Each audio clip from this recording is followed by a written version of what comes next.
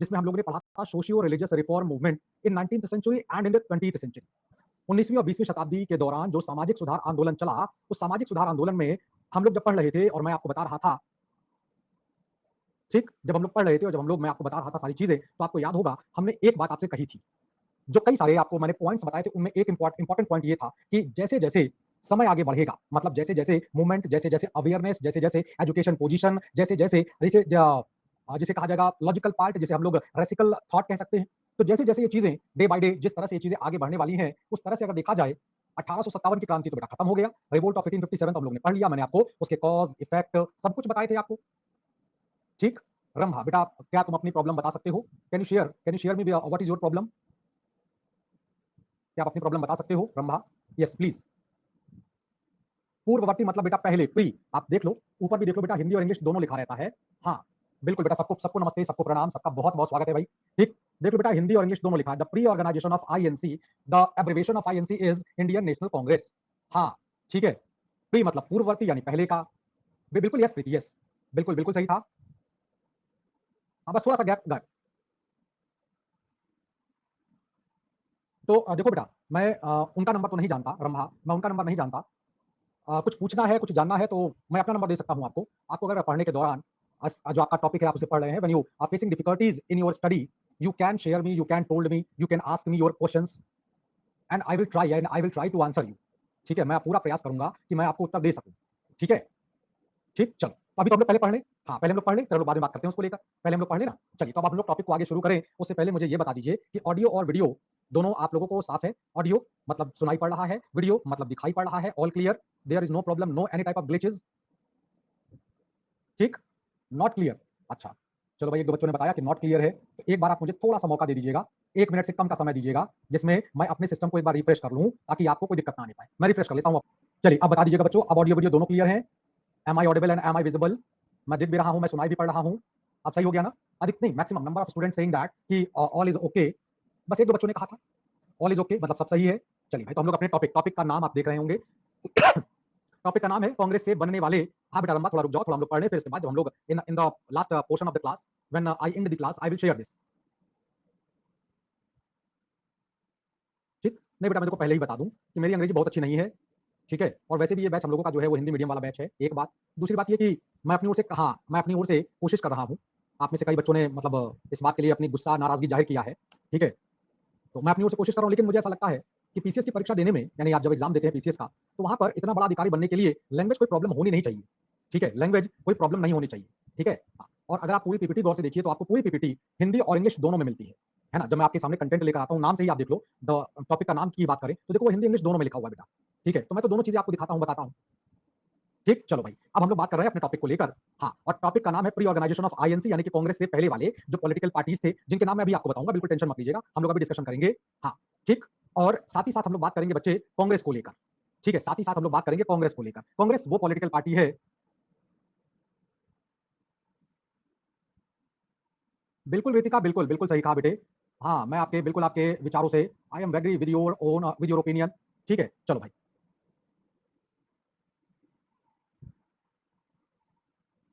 नहीं रंभा, चलो भाई, प्रॉब्लम हो रही है, तुम्हारा कॉल पिक नहीं हुआ है, तो चलो भाई, टॉपिक शुरू करने से पहले आपको मैं अपना नंबर दे दे रहा हूँ। आप अगर देखो पढ़ने लिखने वाली प्रॉब्लम होगी, मतलब आपका टॉपिक नहीं समझ में आ रहा है, कोई चीज नहीं समझ में आ रही, तो आप हमें कॉल करो। ठीक है, मैं नंबर लिख दे रहा हूँ, परेशान मत होइए।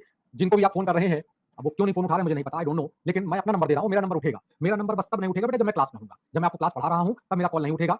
ठीक है, मतलब उठ भी जाएगा तो आपको पता चल जाएगा कि मैं पढ़ा रहा हूँ। तो उसके अलावा जो है आप नंबर लिख लो बेटा, अगर किसी तरह की परेशानी आ रही है तो 6386903237।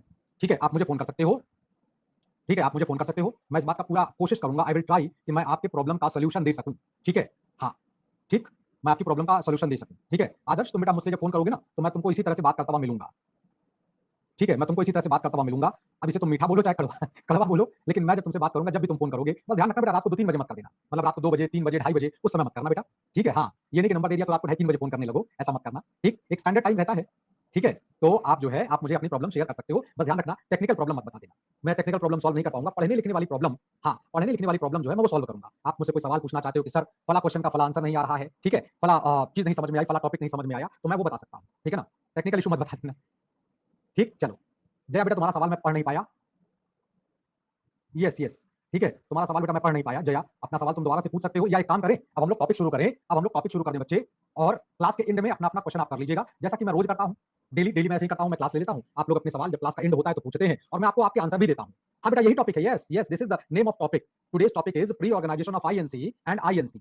ठीक, यानी हम लोग बात करेंगे कांग्रेस से पहले बनने वाले पॉलिटिकल पार्टीज का, फिर कांग्रेस का बनना, और यहीं पर हम लोग कांग्रेस के कुछ इंपॉर्टेंट सेशन को भी देख लेंगे, क्योंकि वो हमारे आपके लिए क्वेश्चन बनते हैं। एक बात। दूसरी बात ध्यान रखना बेटा, ये टॉपिक आपके प्री पॉइंट ऑफ व्यू से, यानी कि प्री एग्जामिनेशन को लेकर। आईएनसी का फुल फॉर्म होता है बेटा I for Indian, I for Indian, N for national, और सी फॉर कांग्रेस। ठीक है, C for Congress, not commission. INC is Indian National Congress. ठीक है, अगर आप उसका नीचे भी देख लोगे तो आपको पता चल जाएगा। ठीक है, नहीं नहीं, ये राहुल गांधी वाली कांग्रेस नहीं है। नहीं नहीं, बिल्कुल नहीं है, ना राहुल गांधी वाली कांग्रेस है, ना ये सोनिया गांधी वाली कांग्रेस है। इवन ये इंदिरा गांधी वाली भी कांग्रेस नहीं है। ठीक है, ये कांग्रेस अलग है, वो कांग्रेस अलग है। ठीक, अब मैं शुरू करूं टॉपिक, अब मैं टॉपिक शुरू करूं भाई। अब तो कोई डाउट नहीं है ना इसको लेकर। ठीक है, अब तो कोई डाउट नहीं रह गया। ये लिखा हुआ है भारतीय राष्ट्रीय कांग्रेस के पूर्ववर्ती संगठन, यानी हिंदी में लिखा है, जो ऊपर इंग्लिश में लिखा है ना, वही हिंदी में लिखा हुआ है। ठीक है बेटा, अब हम लोग टॉपिक शुरू करें फिर, अब तो दिक्कत नहीं है ना। चलो, बहुत बढ़िया। तो अब हम लोग अपने टॉपिक की शुरुआत करते हैं। टॉपिक है हम लोगों का इंडियन नेशनल कांग्रेस, और साथ ही साथ उसके जो पहले बनने वाले संगठन है। अब देखिए, अब मैं आपको कुछ कुछ देर के लिए प्रीवियस 2 क्लासेस की ओर लेकर जाता हूं। ठीक है, हाँ, पहले के 2 क्लासेस, अगर कोई डाउट है भी तो जब बिल्कुल, यस यस, बिल्कुल। ठीक है, अब मैं अगर आपको यहाँ पर प्रीवियस 2 क्लासेस, यानी पहले के 2 क्लास की ओर लेकर जाऊं। पहला नाम है socio religious movement in 19th century and socio religious movement in 20th century, यानी 19वीं शताब्दी का सामाजिक सुधार आंदोलन और 20वीं शताब्दी का सामाजिक सुधार आंदोलन। ठीक, इन दोनों टॉपिक को जब हम लोग पढ़ रहे थे, तो हम लोग कंक्लूड कर रहे थे, जब क्लास को हम लोग खत्म कर रहे थे, और इनके इंपैक्ट क्या है, what is the impact of the this movement, इन दोनों ही मूवमेंट के इंपैक्ट क्या है, मैं उनकी जब बात कर रहा था, तो आप लोगों को एक बात याद होगी। सारी बातें न भी याद हो तो कोई फर्क नहीं पड़ेगा, हम लोगों को यहाँ पर एक बात से मतलब है। वो एक बात ये है कि वो जो एक नेशनलिज्म, एक राष्ट्रवाद की भावना जो जन्म हो रही थी, जो एक राष्ट्रीय लोग, मतलब लोगों को जोड़ने के लिए जो एक जरूरत पड़ रही थी, एक लीडरशिप की जो जरूरत पड़ रही थी, जिसे नेतृत्व कहा जाए, तो उस नेतृत्व को, उस लीडरशिप को फुलफिल किया जाएगा यहाँ पर उसको फुलफिल किया जाएगा। और पहले जिस तरह से रिलीजियस मूवमेंट चल रहे थे हमारे अलग अलग, बंगाल में अलग, बंबई में अलग, महाराष्ट्र उधर मद्रास में अलग, पंजाब में अलग, तो ये जो अलग अलग मूवमेंट चल रहे थे, जिनके अलग अलग नाम थे, उन सब का जो प्रॉब्लम था, प्रॉब्लम तो एक ही था, प्रॉब्लम तो एक ही था। उस प्रॉब्लम ने लोगों के अंदर इस अवेयरनेस को जगाया कि यार हम बोल अलग रहे हैं, हमारी लैंग्वेज शायद मराठी है, हमारी लैंग्वेज शायद बंगाली है, हमारी लैंग्वेज शायद पंजाबी है, हमारी लैंग्वेज शायद तमिल है, तेलुगु है, मलयालम है, जो भी है, प्रॉब्लम तो वही है यार। प्रॉब्लम क्या है? प्रॉब्लम वही आपका सुपरस्टिशन है। प्रॉब्लम क्या है? प्रॉब्लम हमारा चाइल्ड मैरिज है, प्रॉब्लम हमारा सती सिस्टम है, प्रॉब्लम हमारा विडो विडो का जो रिमैरिज होना है, विधवाओं का जो पुनर्विवाह होना है, जो नहीं हो रहा है। यानी कुल मिलाकर प्रॉब्लम की अगर बात करें, दिक्कतों की बात करें, तो प्रॉब्लम यानी कि दिक्कत वो तो एक ही है, बस बोलने का तरीका अलग है, उसको प्रेजेंटेशन का तरीका अलग है, प्रॉब्लम तो एक ही है। तो अगर प्रॉब्लम एक है, तो उसका सॉल्यूशन भी एक ही होना चाहिए। ये अलग अलग लीडरशिप जो अलग अलग सोशियो रिलीजियस मूवमेंट में दिखाई पड़ा, इसको एक कर दिया जाए, लेकिन अभी उसमें समय लगने वाला है।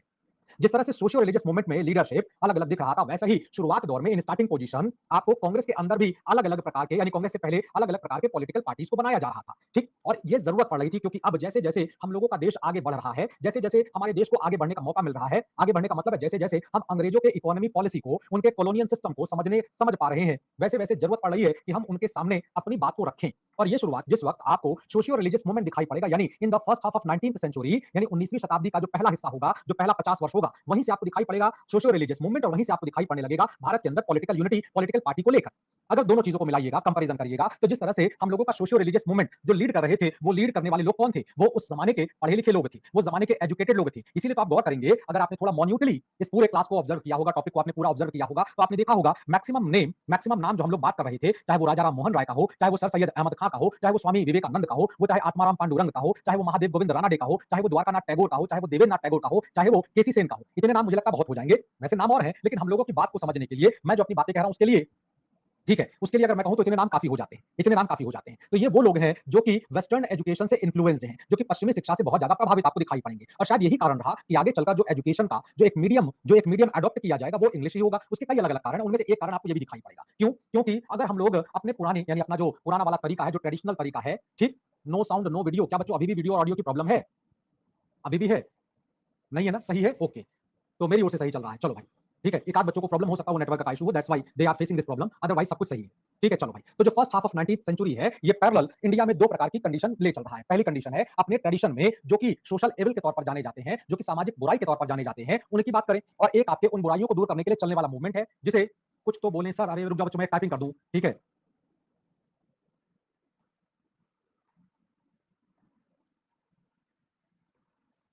हाँ, शैतांशु सुनाई तो पड़ नहीं रहा होगा बेटा, दिखाई भी शायद नहीं पड़ रहा है, तब भी मैं लिख दूं शैतांशु, मेरी ओर से सब सही है, all okays, all okay from my side.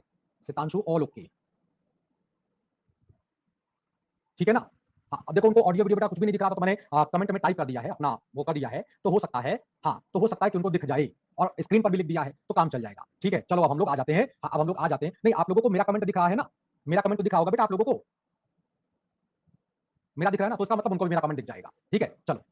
हाँ, yes, this is the chapter of history बेटा, ये इतिहास का ही चैप्टर है, ये इतिहास का ही चैप्टर है। तो अब हो क्या रहा है, देखो मैं दोनों चीज़ों को इसलिए आपके सामने कंपैरिज़न करके लेकर चल रहा हूँ ताकि आप दोनों चीज़ों को जोड़ सकिए। मैंने आपको पहले बताया था कि दोनों ही पैरेलल चलने वाली इवेंट्स हैं। हाँ,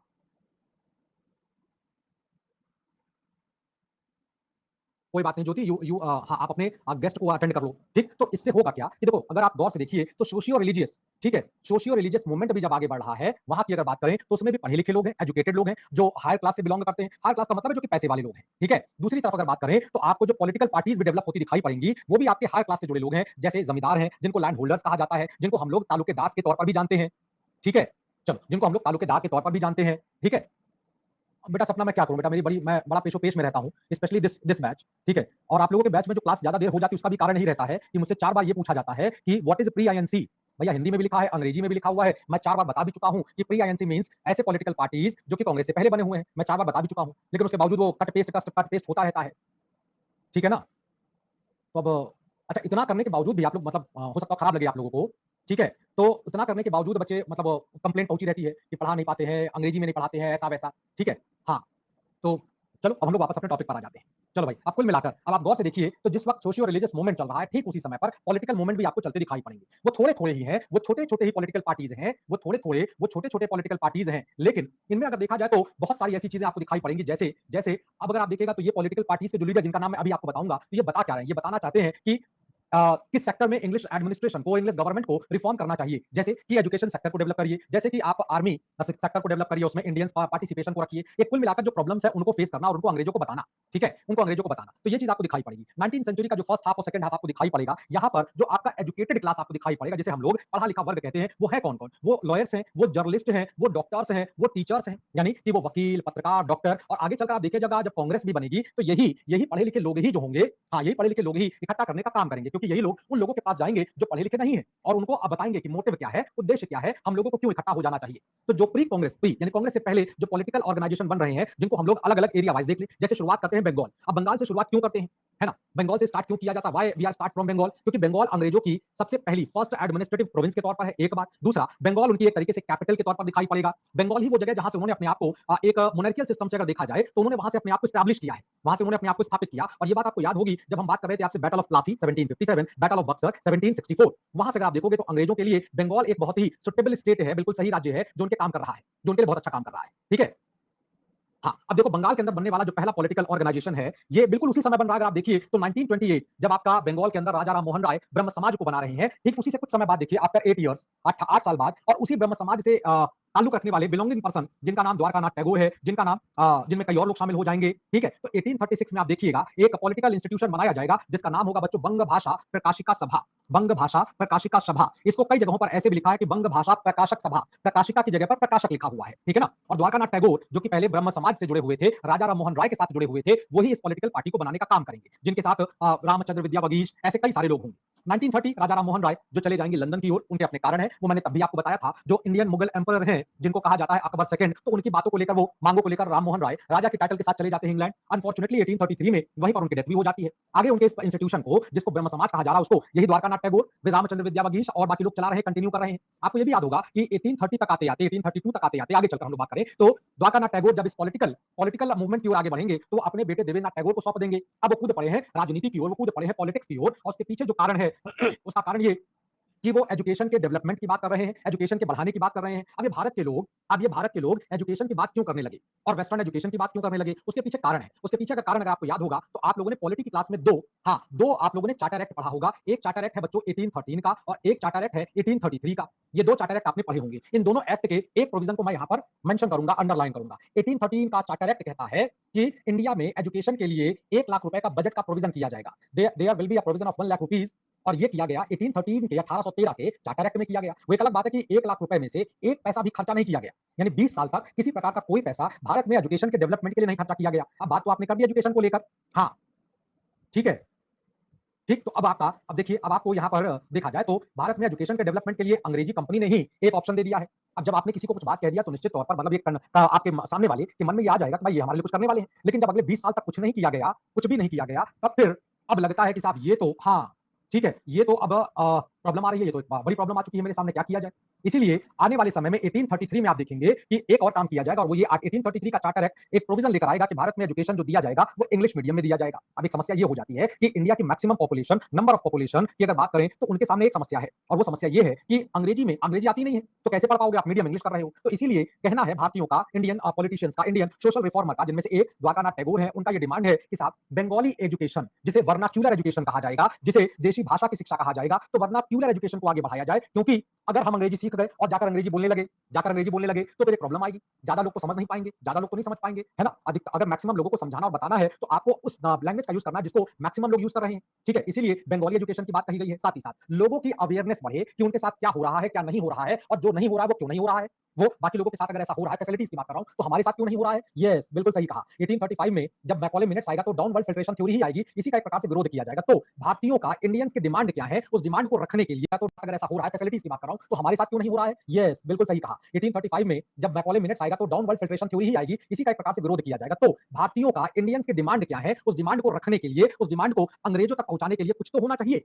यही सोचकर बनाया गया बंग भाषा प्रकाशिका सभा। अब बंग भाषा नाम इसलिए दिया गया क्योंकि पहली डिमांड यही है कि एजुकेशन जो हो वो आपकी बंगाली में हो, यानी लोकल लैंग्वेज में किया जाए। इंग्लिश पढ़ेंगे लेकिन पहले आप उनको बंगाली तो पढ़ना सिखाओ भाई। अभी तो हम अपनी भाषा नहीं पढ़ पाते, अंग्रेजी तो बहुत दूर की बात है। तो इसलिए सबसे पहले यहां से शुरुआत की जाएगी, वो एक अलग बात है कि इसको बहुत ज्यादा, हाँ बिल्कुल, कलकत्ता में इसको स्थापित किया जाएगा। वो एक अलग बात है कि इस इंस्टीट्यूशन और इसकी मांगों को कोई बहुत ज्यादा कंसंट्रेट यानी इस पर बहुत ज्यादा कंसंट्रेशन नहीं मिलेगा। मतलब ठीक है यार, देखा जाए छोड़ दिया जाएगा इसे।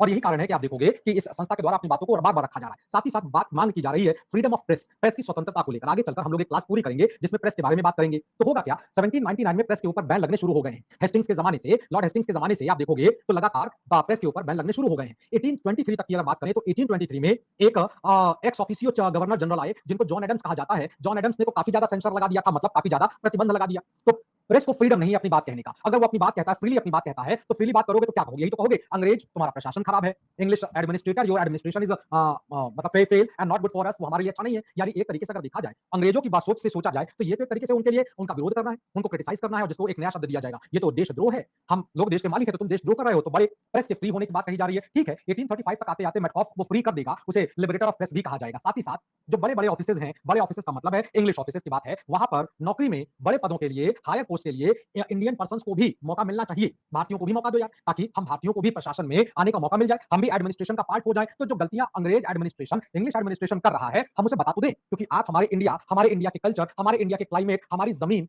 से पूरी तरह आप अच्छी तरह से, जैसे कहते नहीं है, परिचित हो पाना, तो आप अच्छी तरह से उसको परिचित तो नहीं हो। तो जब इंडियन पर्सन ऑफिस में पहुंचेगा तो अपनी बात को बताएगा, और वो बात अपनी नहीं है बल्कि वो बात तो इंडियंस की होगी। यानी इंडिया की बातों को इंग्लिश एडमिनिस्ट्रेशन तक पहुंचाना और इंग्लिश एडमिनिस्ट्रेशन को अवेयर करना इस बात के लिए कि दीज आर आवर डिमांड्स, ये हमारी मांगे। इसी तरह से आगे चलकर एक और संस्था बनाया गया, एक और पॉलिटिकल इंस्टीट्यूशन बनाया गया, जिसे भी द्वारकानाथ टैगोर के ही द्वारा बनाया गया है, कलकत्ता में ही बनाया गया है। बिल्कुल, बिल्कुल इसे कहा जा सकता है बेटा कोमल, बिल्कुल कहा जा सकता है। उसका नाम है बच्चों लैंड होल्डर्स सोसाइटी। अगर मैं हिंदी की बात करूं तो इसको कहा जाता है जमींदार, क्या बोला जाएगा इसको हिंदी में, जमींदार सभा। लैंड होल्डर सोसाइटी यानी जमींदार सभा, लैंड होल्डर्स जिन्हें हिंदी में जमींदार कहा जाएगा। तो एक प्रकार से जमींदारों का संगठन। अब देखो जमींदारों का संगठन क्यों बना, तो इस पॉलिटिकल पार्टी का यानी लैंड होल्डर सोसाइटी का जो ऑब्जेक्टिव है, जो मोटो है, वो क्या है? Protect the interest of zamindars, जमींदारों के, हाँ जमींदारों के जो हित है उनकी रक्षा करना। अभी जमींदारों के इंटरेस्ट क्या है, उनके हित क्या है? तो आपको याद होगा हम लोग जब इंग्लिश एडमिनिस्ट्रेटिव पॉलिसी पढ़ रहे थे और कंसोलिडेशन पढ़ रहे थे, तो मैंने आपको 3 रेवेन्यू सिस्टम बताए थे, और उनमें सबसे पहला था परमानेंट सेटलमेंट। परमानेंट सेटलमेंट जो एक कंडीशन क्रिएट कर रहा था, वो कंडीशन थी बच्चों जिसे सनसेट लॉ कहा जाता है। मैंने सनसेट लॉ के बारे में आपको बहुत अच्छे से एक्सप्लेन कर दिया था। तो सनसेट लॉ में कई सारे जमींदारों की, कई सारे आपके जो लैंड होल्डर्स हैं उनकी जमीन यानी उनके इस राइट को खत्म किया जा रहा था। क्यों? क्योंकि वो अपने इलाके का जो उनके द्वारा डिक्लेयर टैक्स था वो कलेक्ट करके अंग्रेजी ट्रेजरी तक, इंग्लिश ट्रेजरी तक नहीं पहुंचा पाए। नहीं पहुंचाया गया तो उनको पनिश किया गया। You are not suitable candidate for zamindar, आप जमींदार होने के लिए अच्छे कैंडिडेट नहीं है, इसलिए आपको जमींदार से हटाया जाता है और दूसरे को जमींदार बना दिया जाएगा। जमींदार एक सोशल स्टेटस थी। अब उस सोशल स्टेटस को आप खराब करेंगे तो भाई जमींदारों को तो दिक्कत होगी ना। उसी बात को लेकर इस बात को रखा गया कि साहब जमींदारों के हित को यानी उनको भी प्रोटेक्ट किया जाए। ऐसा हो सकता है कि कोई नेचुरल कॉज हो जिसकी वजह से प्रॉब्लम आ रही हो, तो उसको इंग्लिश गवर्नमेंट को समझना चाहिए ना, क्योंकि भाई अंग्रेजों क्या तो बाल नहीं आती, अंग्रेजों क्या शायद ड्रॉप की पोजीशन भी नहीं बनती, लेकिन हमारे यहाँ तो बनती है ना, इसलिए उस बात को बताना पड़ेगा। तो इस इंस्टीट्यूशन ने used only a legal framework for the British fort it's demand, यानी कि अपनी जो मांगे हैं जो कि लीगल यानी कानूनी ढांचे पर दिखाई पड़ रही हैं, कोई बात नहीं, कोई बात नहीं, जो कानूनी तौर पर यानी उन डिमांड्स को रखा गया, उन बातों को रखा गया जो लीगल है। मतलब ऐसी कोई मांग नहीं जिसको अंग्रेज ये बोल दे कि नहीं ये पूरी नहीं हो सकती। ये तो हो सकता है ना, क्योंकि नेचुरल क्लाइमेट की वजह से दिक्कत आ रही, तो ये हो सकता है, इसलिए इन बातों को, इन डिमांड्स को रखा गया इसके द्वारा। और आगे चलकर लैंड होल्डर सोसाइटी को फर्स्ट कॉन्स्टिट्यूशनल पॉलिटिकल बॉडी के तौर पर एक्सेप्ट कर लिया गया। First constitutional political body of modern India, उसको एक्सेप्ट कर लिया गया। इसी समय इस इंस्टीट्यूशन की अगर बात करें तो ब्रिटेन में, इंग्लैंड में एक पॉलिटिकल इंस्टीट्यूशन हुआ करता था जिसका नाम था ब्रिटिश इंडिया सोसाइटी, जिसमें अधिकतर अंग्रेज, जिसमें ज्यादातर अंग्रेज लोग शामिल हैं और अंग्रेजों के भी फ्यूडल शामिल हैं। अंग्रेजों में आप लोग एक शब्द नहीं पढ़ते लॉर्ड, लॉर्ड जैसे लॉर्ड डलहौजी, लॉर्ड ये, तो लॉर्ड का मतलब होता है फ्यूडल, फ्यूडल का मतलब होता है सामन, सामन का मतलब होता है गवर्नर जनरल। वो भी अपने जमाने के इंग्लैंड के जमींदार खानदान से रहे जिन्होंने अपने नाम के आगे लॉर्ड का प्रयोग किया। तो ब्रिटिश इंडिया सोसाइटी में भी आप देखोगे ढेर सारे जो वहां के लैंड होल्डर्स हैं, जो वहां के आपके फ्यूडल्स हैं, वो इन्वॉल्व हैं। और लगभग लगभग अब देखो ऐसा तो है नहीं कि सारे के सारे भारत वाले लोग बहुत अच्छे हैं और सारे के सारे अंग्रेज गंदे हैं, ऐसा तो बिल्कुल नहीं है। यानी कुल मिलाकर कुछ अंग्रेज अच्छे, कुछ अंग्रेज बुरे, कुछ भारत वाले अच्छे, कुछ भारत वाले बुरे। हाँ बिल्कुल। तो इसीलिए जो इंग्लैंड में एक इंस्टीट्यूशन ब्रिटिश इंडिया सोसाइटी बना था, उसमें जिसको बनाया गया था आपके जॉर्ज थॉमसन के द्वारा, क्लार्क थॉमसन के द्वारा, विलियम हॉविट के द्वारा, ये सभी अंग्रेजी जमाने अंग्रेजों के लॉर्ड्स हैं, ये सभी अंग्रेजों के आपके फ्यूडल के तौर पर हैं। तो इनका समर्थन मिल गया है। ब्रिटिश इंडिया सोसाइटी का जो वो मिलेगा आपको, जिसे कह दिया जाए न्यूज़पेपर, जिसे ब्रिटिश इंडियन एडवोकेट कहा जाता है, इसका समर्थन मिल जाएगा। ठीक है, चलो। एंजल बेटा, गवर्नर और गवर्नर जनरल का डिफरेंस जिस दिन मैं तुमको बच्चे, जिस दिन मैं तुमको गवर्नर और गवर्नर जनरल वाला टॉपिक पढ़ाऊंगा ना, उस दिन मैं governor, what is the difference between governor and governor general and viceroy, मैं तीनों का डिफरेंस बताऊंगा। आज नहीं बताऊंगा, जिस दिन वो टॉपिक पढ़ाऊंगा उस दिन बताऊंगा। ठीक है, चलो हम लोग कोशिश करें कि हमारे पास वही सवाल हो जो हम लोग अपने टॉपिक को पढ़ रहे हैं। टॉपिक के आगे वाला वो हम लोग आगे देखेंगे। तो ब्रिटिश इंडिया सोसाइटी जिसे विलियम एडम्स के द्वारा बनाया गया था, जिसमें जॉर्ज थॉमसन, जिसमें William Thompson, sorry Clarke Thompson, जिसमें विलियम हैबिट, ये लोग शामिल हैं।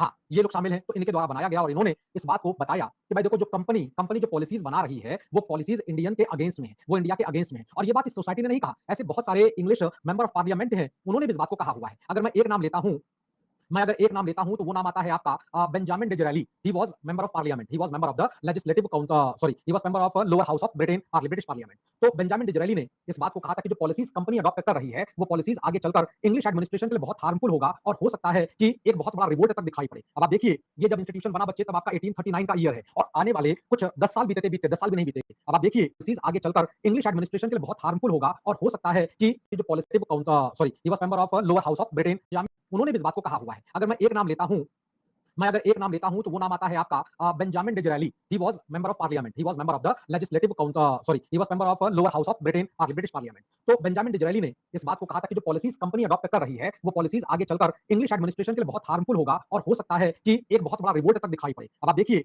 ये जब इंस्टीट्यूशन बना बच्चे, तब आपका 1839 का ईयर है और आने वाले कुछ 10 साल बीते 10 साल भी नहीं बीतेगा, अगले 10 साल के अंदर आप देखोगे रिवोल्ट ऑफ 1857 होगा। ये सारी बातें ये सोसाइटी अपने आप बता रही है कि देखो, कंपनी की बहुत सारी पॉलिसीज जो बहुत खराब है, हाँ ठीक है, जो बहुत खराब है, जिनको नहीं चलाना चाहिए, जिसका इंग्लिश इंग्लिश एडमिनिस्ट्रेशन को, इंग्लिश पार्लियामेंट को, इंग्लिश क्राउन को बहुत ज्यादा नुकसान हो जाएगा। तो इसका उद्देश्य, इसका ऑब्जेक्टिव जो होगा, वो होगा ईस्ट इंडिया कंपनी के जो खराब जिसके कहते हैं अपोज करना, policies of east India company, और अपने विरोध को, अपनी बातों को कहने के लिए एक मैगजीन, एक न्यूज़पेपर चलाया जाता है जिसे ब्रिटिश इंडियन एडवोकेट के नाम पर जाना जाता है। यही वो न्यूज़पेपर होगा बच्चों, जिसमें लैंड होल्डर सोसाइटी का भी सपोर्ट किया जाएगा, लैंड होल्डर सोसाइटी को भी सपोर्ट किया जाएगा। इसी से मिलता जुलता एक संस्था, आप देखो ब्रिटिश इंडिया सोसाइटी कहां पर है, ब्रिटेन में है, कहां पर है, लंदन में है। उसी का एक ब्रांच जब इंडिया में ओपन किया जाएगा, तो 1843 में उसको नाम दिया जाएगा बंगाल ब्रिटिश इंडिया सोसाइटी। ये आपका पार्ट कह लो, ये आपका ब्रांच कह लो, जो कि ब्रिटिश इंडिया सोसाइटी का ब्रांच है। कहां पर खोला गया, बंगाल, क्योंकि अंग्रेज कहां पर सबसे ज्यादा आपको एक्टिव दिख रहे हैं, बंगाल। हाँ बेटा, कलकत्ता में, बिल्कुल सही कहा। तो बंगाल कलकत्ता में, क्योंकि कलकत्ता ही कैपिटल है, तो वहीं पर खोला जाएगा। तो कलकत्ता में जॉर्ज थॉमसन, वही जॉर्ज थॉमसन जो कि ब्रिटिश इंडिया सोसाइटी के भी फाउंडर मेंबर हैं, वही बंगाल ब्रिटिश इंडिया सोसाइटी के भी फाउंडर मेंबर बनेंगे। तो उनके द्वारा, इनके साथ साथ जो इनके छोटे भाई और जो थॉमसन आते हैं, जिन्हें हम लोग क्लार्क थॉमसन कहते हैं, वो भी इसमें जुड़े हुए हैं। जो इसका ऑब्जेक्टिव है, पर्पस है, वो ऑब्जेक्टिव है कि जो पब्लिक ग्रीवांस है, यानी पब्लिक की जो शिकायतें हैं, जो दिक्कतें हैं, उसे ब्रिटिश गवर्नमेंट तक पहुंचाना, ताकि उनका सॉल्यूशन, एक प्रॉपर सॉल्यूशन मिल सके। अगर मैं कोई शिकायत करता हूं या कुछ कहता हूं, तो भाई मुझे उद्देश्य क्या होना चाहिए, उसका उद्देश्य तो ये होगा ना कि हमको उसका सॉल्यूशन मिल सके, हमें उसका सही सॉल्यूशन मिल पाए। हाँ, वो एक अलग बात होगी कि वो प्रॉब्लम किसी एक दो की होगी तो नहीं हो पाएगा। जब ये प्रॉब्लम नंबर ऑफ पर्सन्स की होती है, तब उसे प्रॉब्लम माना जाएगा। अब अगर बारिश हो रही है और मुझे लगता है यार बताओ बारिश का मौसम कितना खराब लग रहा है, तो ऐसा थोड़ी नहीं है कि भगवान जी बारिश रोक देंगे, है कि नहीं। अगर सफाई सड़क बन रही है, मुझे लगता है सड़क बनाने की कोई जरूरत नहीं, तो ऐसा थोड़ी नहीं कि सरकार सड़क नहीं बनाएगी, बिल्कुल बनाएगी, है ना। और जहां पर उनको जरूरत होगी उस हिसाब से बनाएगा। मुझे लगता है कि मेरे घर के सामने जो सड़क जहां बन रही है, उस सड़क को खुद चौड़ा बनना चाहिए, कुछ खुद चौड़ा बनना चाहिए। हाँ, ठीक। अब हमारे चाहने से सड़क थोड़ी बनेगी, वो तो भाई जो भी गवर्नमेंट ऑर्डर होगा उसमें बनेगी। तो ब्रिटिश सरकार तक आम जनता का मतलब होता है नंबर ऑफ पीपल का जब प्रॉब्लम पहुंचेगा तो उसको लेके जाना, उसको सॉल्व कराना, वो नहीं हो रहा है। इसीलिए तो इतनी सारी प्रॉब्लम आ रही है। ये प्रॉब्लम अभी ईस्ट इंडिया कंपनी के द्वारा खड़ा किया जा रहा है। आपका रिवोल्ट आप देखोगे तो ये प्रॉब्लम आपको दिखाई पड़ेगा ब्रिटिश गवर्नमेंट के साथ। इसी तरह से एक और संस्था, जैसे लैंड होल्डर सोसाइटी बनी थी, लैंड होल्डर सोसाइटी की ही तरह से एक संस्था बनाई गई थी जिसका नाम रखा गया था, संस्था का मतलब होता है इंस्टीट्यूशन। एक इंस्टीट्यूशन बनाया गया जिसका नाम हुआ करता था ब्रिटिश इंडियन एसोसिएशन, और इसे बनाया गया 1851 में। इस इंस्टीट्यूशन को बनाया गया था राधाकांत देव। राधाकांत देव भी एक जमींदार, एक लैंड होल्डर थे। तो इनका भी उद्देश्य, इनका भी मोटिव यही था कि जो इंटरेस्ट ऑफ लैंड होल्डर्स है उसको रखा जाए। देखो, राधाकांत देव लैंड होल्डर सोसाइटी के साथ भी मिल सकते थे, क्योंकि दोनों लोग बात तो एक ही कर रहे थे ना। दोनों लोग एक ही बात कर रहे थे कि जमींदारों का बेनिफिट क्या है, जमींदारों का इंटरेस्ट क्या है, मिल सकते थे। लेकिन राधाकांत देव कुछ मामलों में, कुछ बातों में द्वारकानाथ टैगोर, राजा राम मोहन राय, रामचंद्र विद्यावगीश, देवेंद्रनाथ टैगोर से अलग-अलग व्यू रखते हैं, मतलब इनके अपने-अपने सोचने के तरीके अलग हैं। जैसे बहुत छोटा एग्जांपल दूँ, राधा कांत देव सपोर्टर थे सती प्रथा के। सती प्रथा सही है, चलना चाहिए, राधा कांत देव सती प्रथा के सपोर्टर थे। बल्कि द्वारकानाथ टैगोर, देवेंद्रनाथ टैगोर, रामचंद्र विद्यावगीश ये लोग सपोर्टर नहीं थे, ये तो सती प्रथा का विरोध कर रहे थे। बेसिक डिफरेंस जो है वो है व्यूज का, बेसिक डिफरेंस है वो है सोच का। कुछ मुद्दों पर मिल रहा है, कुछ मुद्दों पर डिफरेंसेस है, इसीलिए अलग-अलग पॉलिटिकल पार्टी बनाई गई। साथ ही साथ राधाकांत देव ने कुछ और मुद्दे उठाए, जैसे सॉल्ट टैक्स को, और सॉल्ट टैक्स देखो आगे चलकर, हाँ बेटा, कई सारे, बिल्कुल, बिल्कुल, राजेंद्र लाल मित्रा साहब और बहुत सारे लोग इसके सदस्य के तौर पर आएँगे बेटा, बिल्कुल सही कहा, बिल्कुल सही कहा। बिल्कुल, यस, यस, यस। ठीक है, आप राधाकांत देव ही याद रखना बेटा, ज़्यादा नाम मत याद करना, नहीं तो आप ही लोगों को परेशानी हो जाएगी, ठीक है? हाँ। चलो भाई, तो अब देखो इन्होंने क्या-क्या बोला, जमींदारों के इंटरेस्ट को छोड़ते हुए और क्या-क्या मुद्दे हैं, तो इनके पास मुद्दे हैं साहब सॉल्ट टैक्स, और ये सॉल्ट टैक्स इतना बड़ा इश्यू बनने वाला है कि 1930 में सॉल्ट टैक्स को लेकर तो बाकायदा गांधी जी एक मार्च स्टार्ट करेंगे, जिसको दांडी मार्च कहा जाएगा, वो हम लोग आगे पढ़ेंगे, ठीक है ना? उसमें क्या-क्या हुआ, कौन-कौन शामिल थे, सब बताऊंगा। साथ ही साथ स्टैंप ड्यूटी जो भारतीयों को देनी पड़ रही थी, जो इंडियन पर्सन दे रहा था, और काफी ज्यादा हाई रेट से देना पड़ रहा था। साथ ही साथ एक्साइज टैक्सेस जो आबकारी के टैक्स लग रहे थे, ठीक है? स्टैंप नहीं पता बेटा, स्टैंप ड्यूटी नहीं पता। स्टैंप होता बेटा एक प्रकार का कागज जिसपे कुछ वैल्यू लिखी होती है, और जिस पर आप एक प्रकार का, जिसे कहते नहीं एफिडेविट बनाना, एफिडेविट आप लोग बनवाए होंगे, नहीं बनवाए होंगे तो बनवाएंगे आगे चलकर, उसे ही कहा जाता है बेटा स्टैंप, ठीक है? हाँ, उसे ही कहा जाएगा स्टैंप, ठीक? हाँ, बिल्कुल, बिल्कुल। ठीक है, तो उसको रोकने की बात, मतलब उसे कम करिए साहब, इतना ज्यादा कर, इतना ज्यादा टैक्स इम्पोज कर देते हो आप, तो भैया भारत का आदमी कहां से दे पाएगा? ठीक? साथ ही साथ अगर आप देखोगे तो लॉर्ड कैनिंग के द्वारा जो इनकम टैक्स आगे चलकर शुरू किया जाएगा, ये पॉलिटिकल पार्टी इनकम टैक्स का विरोध करेगा। भारत का आदमी तो वैसे ही उसकी इनकम ऐसे ही बहुत कम है, वो कहां से उस पर टैक्स दे देगा? अब आप लोग एक्साइज, मतलब एक प्रकार का बेटा वाइन पर, लिकर पर लगने वाला टैक्स होता है, जिसे एक्साइज टैक्स कहा जाता है। ठीक है? अरे ये सारे कर पता चल जाएंगे बच्चे, अभी बनो तो एसडीएम, पहले आप लोग एसडीएम बनो तो ये सारे टैक्स पता चलेंगे क्या-क्या होते हैं, क्योंकि इन सारे टैक्स पर आप लोग अभी चलकर काम करोगे, being SDM, being a department head, हाँ, ठीक है? तो अभी ये सब पता चलेगा, परेशान बिल्कुल मत हो, ये सबका प्रैक्टिकल वर्क करोगे आप लोग, ठीक? चलो, इंडियन लीग जो अगला पॉलिटिकल पार्टी बनाया गया, जो कांग्रेस से पहले बन रहा है, वो है इंडियन लीग, कलकत्ता यानी बंगाल में, और इसको बनाया गया एक बहुत ही बुद्धिमान, बहुत ही नॉलेजेबल मैन है, जिन्हें शिशिर कुमार घोष कहा जाता है। आगे चलकर देखो ये सारे नाम याद रखना बेटा, ये सब के सब लोग चले जाएंगे कहां पर, ये सब के सब कांग्रेस में जाने वाले हैं, इन्हीं सब लोगों को मिलाकर बनने वाली है कांग्रेस, अभी थोड़ी देर बाद हम लोग पढ़ेंगे। इस इंस्टीट्यूशन का जो मेन मोटिव है, जो लोग उद्देश्य है, वो ये कि जो नेशनलिज्म है ना, राष्ट्रवाद, उस राष्ट्रवाद को आगे बढ़ाया जाए। अभी राष्ट्रवाद आएगी कैसे, है ना? राष्ट्रवाद होता क्या है, नेशनलिज्म होता क्या है? सिर्फ भारत जिंदाबाद के नारे लगा देने से राष्ट्रवाद नहीं होता, सिर्फ भारत माता की जय कहने से तो नहीं हो जाएगा ना। ये सब बेटा बंगाल में बन रहे हैं, अभी बॉम्बे वाला भी पढ़ेंगे, बिल्कुल परेशान मत होइएगा, ठीक है? ठीक, चलो। हाँ, बेटा सारा एक साथ मत याद करो, थोड़ा-थोड़ा टुकड़ों में करके याद करोगे तो याद हो जाएगा, ठीक है? और पढ़ना तो पड़ेगा बेटा, पढ़ना तो पड़ेगा। अब देखो नेशनलिज्म की फीलिंग कैसे डेवलप करोगे? जब तक आप लोगों के अंदर स्पिरिट ऑफ एजुकेशन यानी शिक्षा की भावना, मतलब लोगों को पढ़ना और पढ़ने के लिए होता है ना ईगरनेस, मुझे पढ़ना है। जैसे बहुत सारे बच्चे कहते हैं, "सर ये भी पढ़ना पड़ेगा, सर 4 किताबें पढ़नी पड़ेंगी", और मैं हर बार कहता हूँ पढ़ना तो पड़ेगा, क्योंकि बड़ा अधिकारी बनना पड़ेगा, बनाना है आप लोगों को। जब बड़ा अधिकारी बनना है बेटा, तो आपका नॉलेज एक जो आपका लोअर ऑफिसर होगा उससे ज़्यादा होना चाहिए, नहीं तो फिर आपको डिपार्टमेंट हेड के तौर पर वो आपके मुंह के सामने तो कहेगा, "हाँ, हाँ, ठीक है, यस सर।" लेकिन पीठ पीछे जाते ही तुरंत कहेगा, "बन गए अधिकारी, आता था कुछ नहीं इनको।" मैं आपको सच बात बता रहा हूँ, बिल्कुल सच बात। इसीलिए देखो जब आप लोग पीसीएस में सिलेक्शन लोगे, तो आपको बाकायदा ट्रेनिंग दी जाएगी। ट्रेनिंग इसीलिए दी जाएगी ताकि आप हर टेबल के काम समझ पाओ, हर टेबल के काम समझ पाओ, हर टेबल का काम समझोगे तभी आप उसका वैल्यूएशन कर पाओगे। तुम सही कर रहे हो, गलत कर रहे हो, नहीं तो फिर बड़ा गड़बड़ हो जाएगा। फिर नीचे वाला अधिकारी आपको कुछ नहीं समझेगा। जब आप उसकी गलती पकड़ लोगे और गलती पकड़ने के बाद कहोगे भैया ये क्या कर दिया है ना? ये ऐसे नहीं ऐसे चलता है, ठीक है? तो फिर आपको पढ़ना पड़ेगा। तो वही चीज़ वहाँ पे भी कही जा रही है कि देखो अगर अंग्रेजों का कंपनी की पॉलिसीज़ को गलत बताना है, तो पहले तो पॉलिसी समझो ना यार। गलत सही तो तब पता चल पाएगा जब हम पॉलिसी समझ पाएँगे। जब पॉलिसी समझ ही नहीं पाएँगे तो गलत क्या और सही क्या? पॉलिसी समझने के लिए हमें पढ़ना पड़ेगा। तो जब हम पढ़ेंगे तो पॉलिसी समझेंगे जो अगेंस्ट इंडियन है। अगर अगेंस्ट इंडियन है तो फिर नेचुरली हमारा जो नेशनलिज्म है वो डेवलप होगा। ठीक है ना? चलो भाई, इंडियन एसोसिएशन, इस पॉलिटिकल पार्टी को बनाया जाएगा कलकत्ता में सुरेंद्र नाथ बनर्जी और आनंद मोहन बोस के द्वारा। सुरेंद्र नाथ बनर्जी के बारे में एक दो इन्फॉर्मेशन मैं आपको और दे दूं। सुरेंद्र नाथ बनर्जी एक पॉलिटिशियन बनने से पहले वो एक आईसीएस ऑफिसर हुआ करते थे। उनको उनके नौकरी से टर्मिनेट किया गया था। कुछ विषय थे, कुछ इशू थे जिनको लेकर उनको टर्मिनेट किया जाएगा, और ये ही was first Indian who was terminated, मतलब हिज ऑफिस, उसके ऑफिस से, उसके कार्यालय से उसको टर्मिनेट किया जाएगा। इनको बुरा लगेगा यार मैंने ऐसा कौन सा काम कर दिया जो टर्मिनेट कर रहे हो। फिर आगे चलकर ये अंग्रेजों के खिलाफ इकट्ठा हो जाएंगे, मतलब अंग्रेजों के खिलाफ चले जाएंगे। बंगाली नाम का मैगजीन, आईसीएस ऑफिसर को ही बेटा आजकल आप लोग कहते हो आईएएस। उस जमाने में इसको इंडियन सिविल सर्विसेज कहते थे, आजकल इंडियन एडमिनिस्ट्रेटिव सर्विस कहते हैं। हाँ, तो जिसे आप लोग आजकल आईएएस कहते हो वही एक जमाने का आईसीएस हुआ करता था। ठीक है ना? चलो, तो ये दोनों लोग मिलकर इस पॉलिटिकल पार्टी को बनाएंगे, और अब तक बनने वाले बंगाल में जितने भी अब तक हम लोग ने बात की है, बंग भाषा प्रकाशिका सभा से लेकर अब तक हम लोग बात करें तो फिर हाँ, यस बेटा प्रतिमा, बिल्कुल, बिल्कुल, ठीक है। तो अब ये आ चुके हैं सबसे बड़े पॉलिटिकल पार्टी के तौर पर जो बंगाल में बनेगा। इश्यूज ऑब्जेक्टिव ये है कि साहब जो हम लोगों के अब जो लोगों का मुद्दा है ना, जो हमारा मेजर पॉलिटिकल इश्यू है हमारे लोगों का, हमारे देश के लोगों का, जिसमें अंग्रेजों को सताया जा रहा है, हाँ, जिसमें भारतीयों को परेशान किया जा रहा है, उनके खिलाफ पब्लिक ओपिनियन इकट्ठा करना। यही पब्लिक ओपिनियन ही तो इकट्ठा होगी। ये गलत, ये गलत, ये गलत, ये गलत, तो कुल मिलाकर सत्ता का परिवर्तन यही तो होगा। कुल मिलाकर सत्ता के खिलाफ विरोध हो पाएगा। आगे चलकर यही पॉलिटिकल पार्टी कांग्रेस में मर्ज हो जाने वाली है। मैंने अभी आपसे बताया था ये सभी की सभी पॉलिटिकल पार्टीज जो कि कांग्रेस से पहले बनेंगी, बिफोर कांग्रेस पॉलिटिकल पार्टीज होंगी, ये सब आगे चलकर कांग्रेस में शामिल होने वाली है। अब हम लोग बात करेंगे बॉम्बे और मद्रास, क्योंकि ये तीन बड़े प्रोविंसेस यानी प्रांत थे अंग्रेजों के। तो बॉम्बे की अगर बात करें तो बॉम्बे में बनने वाला है जिसे बॉम्बे एसोसिएशन कहा जाएगा। इस संस्था को बनाने का, इस पॉलिटिकल पार्टी को बनाया जाएगा जगन्नाथ शंकर सेठ के द्वारा, सर जमशेद जी भाई के द्वारा, नौरोजी फरदोन जी के द्वारा, दादा भाई नौरोजी के द्वारा। अब अगर आपको याद आ रहा होगा तो आपको ध्यान आ रहा होगा जोरेस्ट्रियन कम्युनिटी से बिलोंगिंग सोशियो रिलीजियस रिफॉर्म, जिसको आप हम लोग ने पढ़ा था ना, तो यही दादा भाई नौरोजी, यही नौरोजी फरदौन जी भी शामिल थे।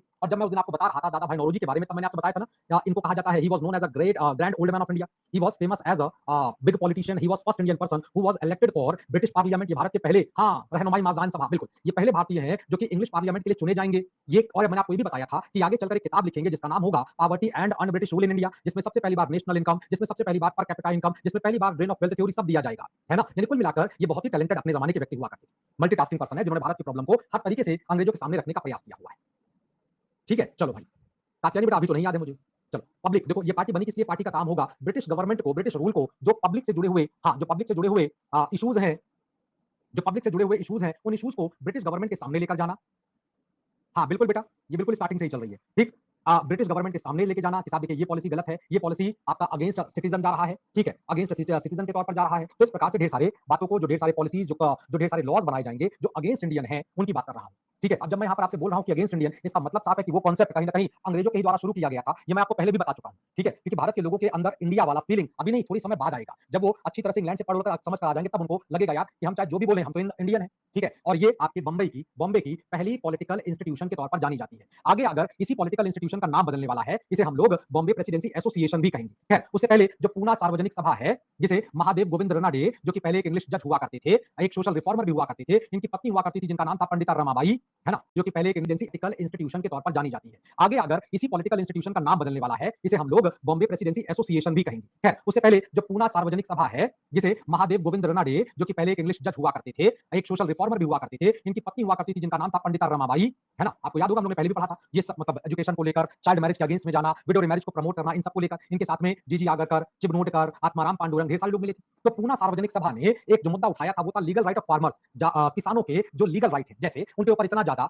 हाँ, उनके ऊपर इतना ज्यादा जो टैक्स इंपोज किया जा रहा है, वो चाहे महालवाड़ी हो, चाहे जिस भी नाम से चल रहा हो, तो ये गलत है। इसलिए इतना ज्यादा टैक्स, और टैक्स को कलेक्शन करने के लिए जो साहूकार होकार बना दिए गए, जिनसे और परेशानी हो रही है, तो जो लीगल प्रॉब्लम्स है फार्मर्स की, उस प्रॉब्लम को इंग्लिश गवर्नमेंट तक पहुंचाना। और एक जमाने में बाल गंगाधर तिलक इस पार्टी के, इस पॉलिटिकल इंस्टीट्यूशन के मेंबर भी रहेंगे। आगे चलकर बाल गंगाधर तिलक भी कांग्रेस में चले जाएंगे आगे चलकर, ठीक है। चलो भाई, बॉम्बे एसोसिएशन कन्वर्ट होने जा रहा है बॉम्बे प्रेसिडेंसी एसोसिएशन के तौर पर, क्योंकि जब होगा क्या ना, वो दादा भाई नौरोजी लंदन वगैरह चले जाएंगे, फिर वहां के वो मेंबर ऑफ पार्लियामेंट हो जाएंगे, तो वहीं पर रहना शुरू कर देंगे, तो इसकी वजह से उनका वो पॉलिटिकल पार्टी जो बना था, उसको कहीं ना कहीं प्रॉब्लम आई, तो अब उसको फिर से रिकंस्ट्रक्ट किया गया और इसे नाम दिया गया बॉम्बे प्रेसिडेंसी एसोसिएशन। इसके फाउंडर मेंबर है बदरुद्दीन तैयब जी, ये नाम याद रखिएगा, क्योंकि ये कांग्रेस के पहले मुस्लिम चेयरमैन है, ये कांग्रेस के पहले मुस्लिम प्रेसिडेंट है, चेयरमैन प्रेसिडेंट है, जो नाम बोल दीजिए, एक ही बात है। फिर फिरोज शाह मेहता एक बड़े पॉलिटिशियन है। आगे चलकर, अच्छा, फिरोज शाह मेहता और बाल गंगाधर तिलक पर बहुत सारे इश्यूज को लेकर टकराहट थी, ठीक है। फिरोज शाह मेहता ही वो शख्स होंगे जो आगे चलकर 1916 की जब हम लोग बात करेंगे, जब तिलक मांडेले जेल से लौटेंगे, तो फिरोज शाह मेहता ही है जो काउंटर करेंगे। केटी तलंग, ये सब लोग हैं जो कि बॉम्बे प्रेसिडेंसी एसोसिएशन को रीस्टैब्लिश करेंगे। काम है, यानी इसका जो मोटिव है, जो आपका पर्पस है, वो है कि प्रोपेगेट पॉलिटिकल आइडियाज,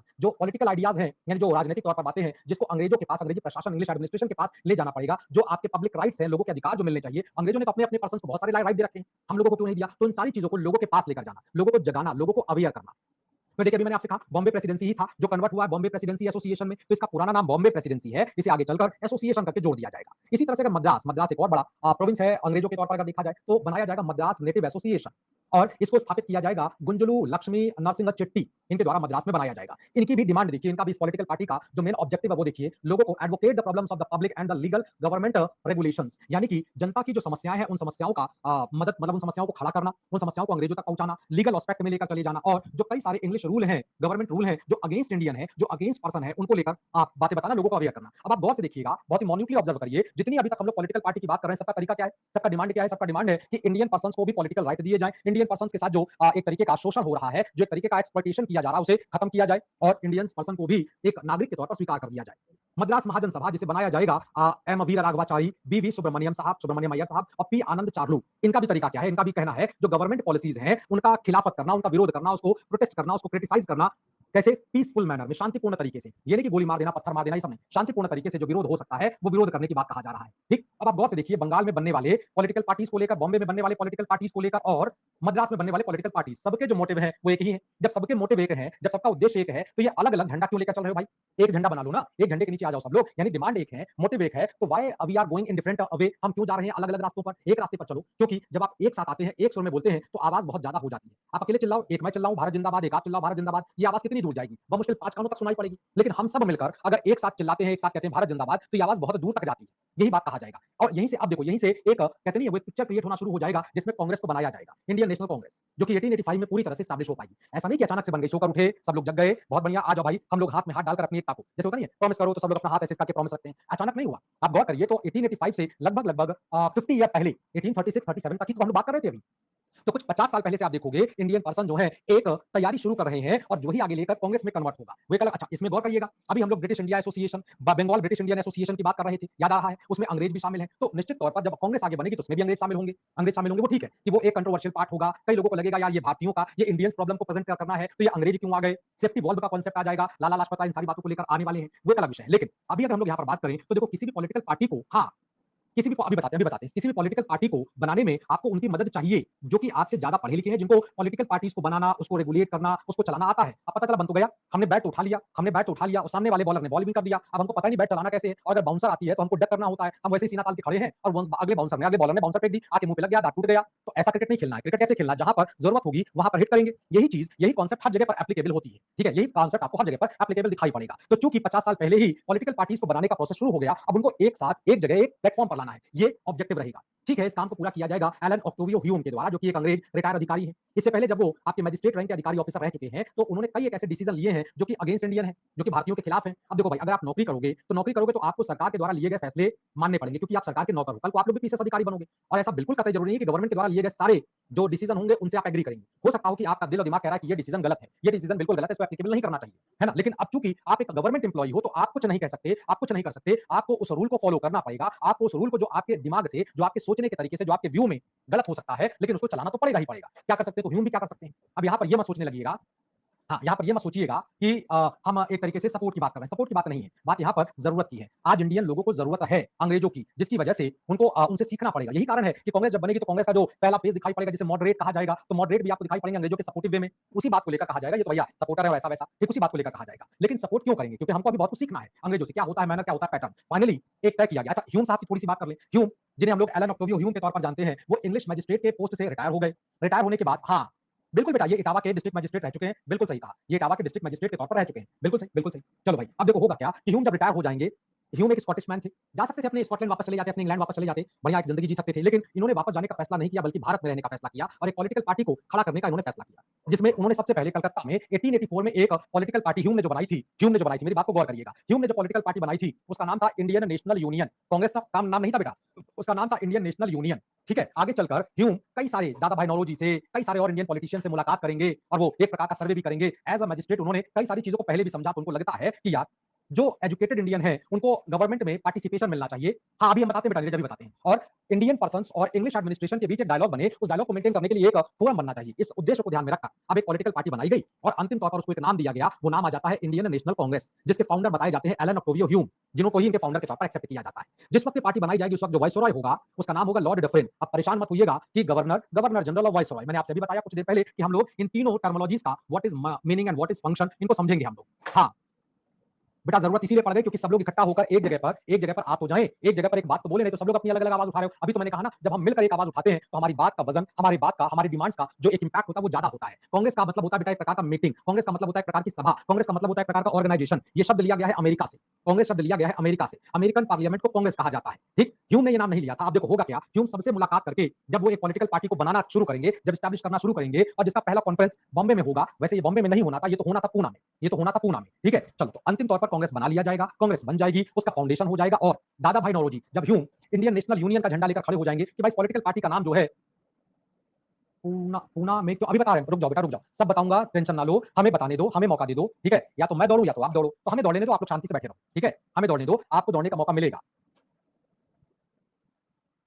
हाँ बिल्कुल, कई सारे इशू हैं बेटा, बिल्कुल सही बात है, बिल्कुल सही बात है, ठीक है। चलो अभी मैं बता देता हूँ। चलो भाई, तो कुल मिलाकर अब अगर मैं ये कहूँ कि देखो भूल गए ना, इसलिए कहता हूँ रुक मत पूछा करो यार, अब मैं वापस याद करूँ सारी चीजें। ठीक है, अब मैं सारी चीजें वापस याद करूं तो मैं कह रहा था आप लोगों से, हाँ, जब पूरा सब कुछ तैयार हो गया तो हाँ, इसको लेकर अब एक नाम की बात, नाम क्या रखा जाएगा। तो नाम रखने की बात आई तो ह्यूम ने वही अपनी पॉलिटिकल पार्टी का नाम दे दिया, इसका नाम होना चाहिए Indian national union. In my view हम सब लोग इकट्ठा है तो यूनियन मतलब एकता के साथ हम अपनी बात कहें।